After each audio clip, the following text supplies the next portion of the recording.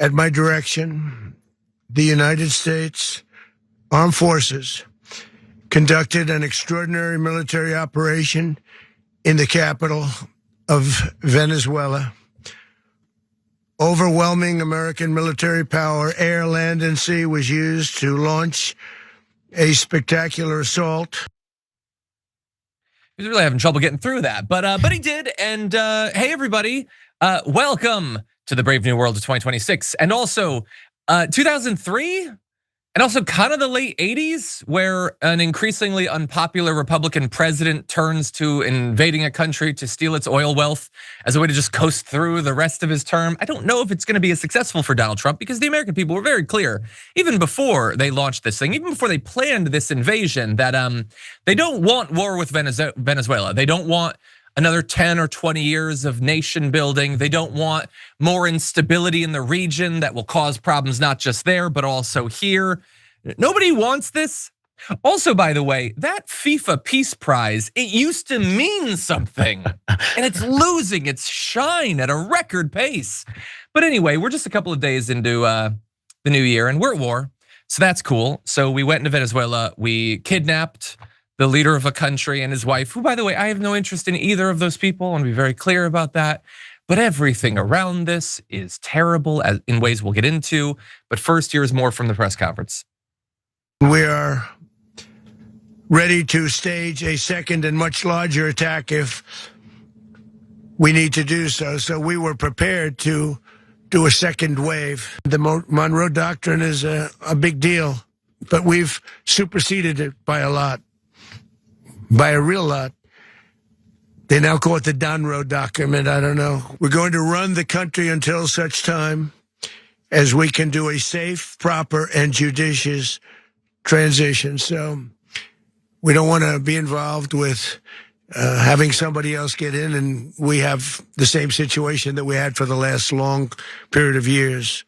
So we are going to run the country until such time as we can do a safe, proper, and judicious transition.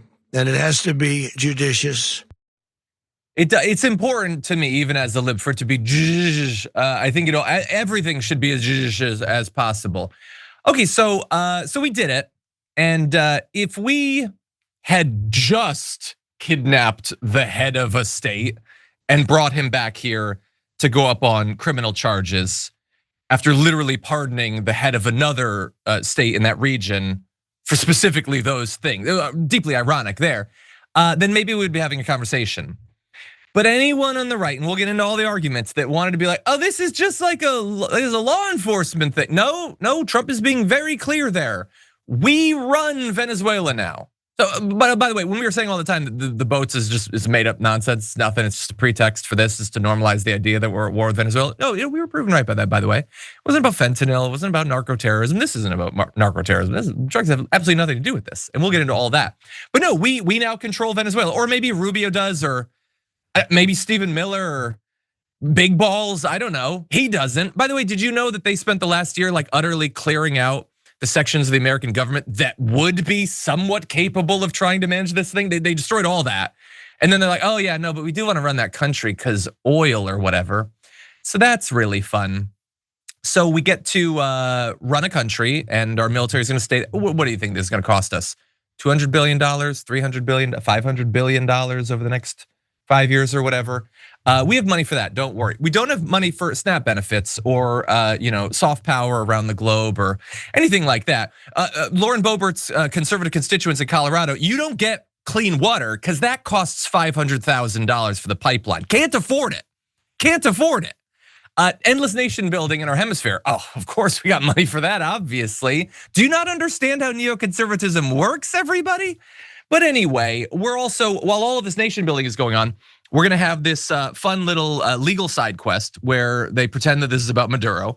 So he's charged with narco-terrorism conspiracy, cocaine importation conspiracy, and weapons charges. The wife, the son, also facing charges. He says, I'm innocent, I'm not guilty, I'm a decent man. His wife says that she's not guilty, completely innocent. And no, they're not, but that doesn't really have anything to do with anything, does it, at this point? Again, Donald Trump pardoned Juan Orlando Hernandez, who helped import mountains of cocaine to the United States, just pardoned him. And it was like, what are we gonna do? We're gonna lock people up just because some crimes were committed while they were president? Well, I guess not for Honduras, but I suppose for Venezuela, then I guess we have to do it. If that was even the thing that angered Donald Trump in the first place, because insiders are saying he was mad that Maduro was appearing in videos dancing and singing at holiday events. And Trump was so mad about that perhaps that's why he decided to pull the trigger and actually invade. But you do, when you're taking over and running a second country after proving that you can't run the first one, you do want the right person. And so JR, I'll tee this up for you. They're weighing giving Stephen Miller basically control over Venezuela. So I think that they're gonna be okay there. What do you think, JR? Well, it's all of Stephen Miller's dreams coming true. This white supremacist dictatorial type who thinks that he's better than everyone else. He's like, great, I get to control more folks. The same folks that I said were horrible people, the same folks that I said were criminals in this country, the same folks that since this guy's been a teenager has talked about how he's better than these other folks. So of course, Nazi fascist types like him, of course, want to go and control other people that aren't them, based on this weird thing about how there's this merit-based administration. These folks who do things on their own. These folks who grow and build things, how Western culture and civilization is nothing without them. When in reality, what their idea of Western culture and civilization is attacking other folks, stealing their resources, claiming that if you destroy their countries and create power vacuums there all over the place, that somehow all of that destruction that you have based off of your bloodthirst is somehow their fault.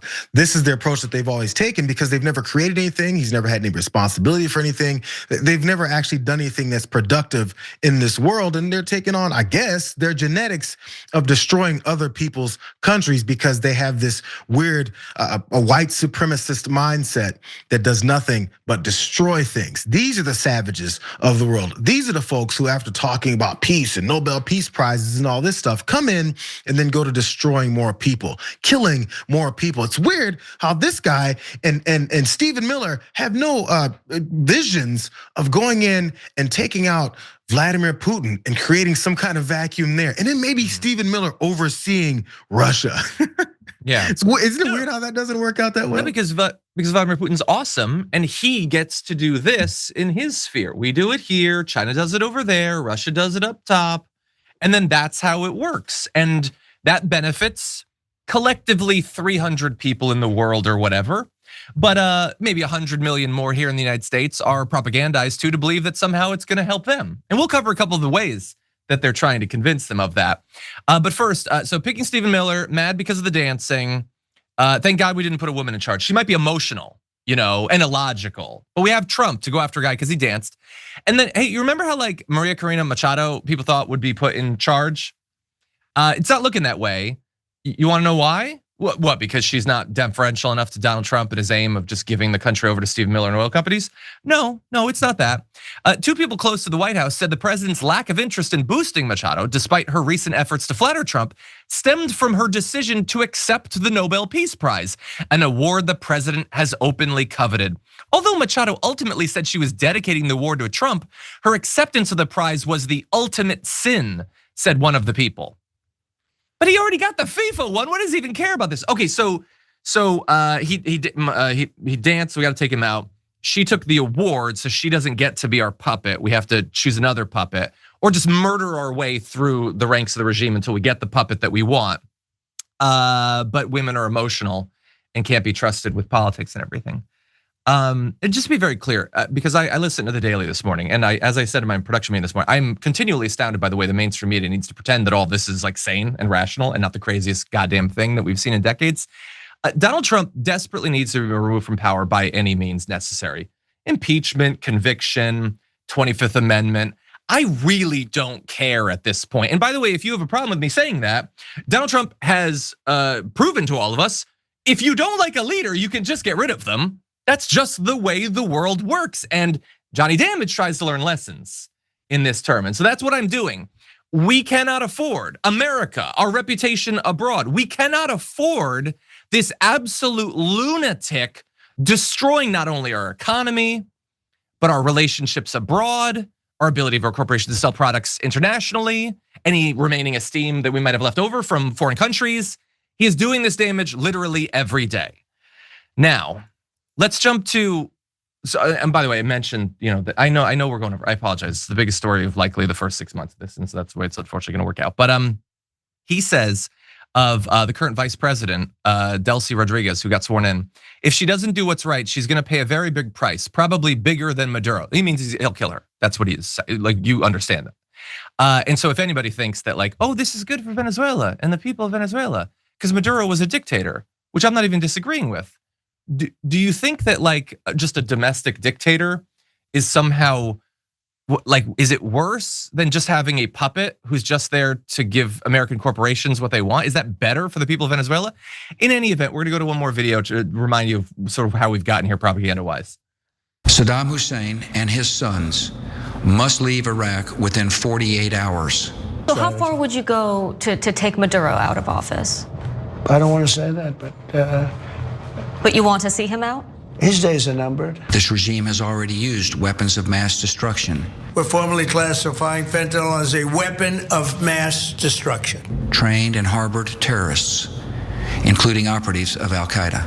This is the Al Qaeda of the Western Hemisphere. We will help you to build a new Iraq that is prosperous and free. You're gonna have peace and you're gonna have safety, you're gonna have justice, you're gonna have a country. He is a danger to our country and the world. He has killed his own people. Venezuela, in the hands of Maduro, is an existential threat to the people of the United States. The tyrant will soon be gone.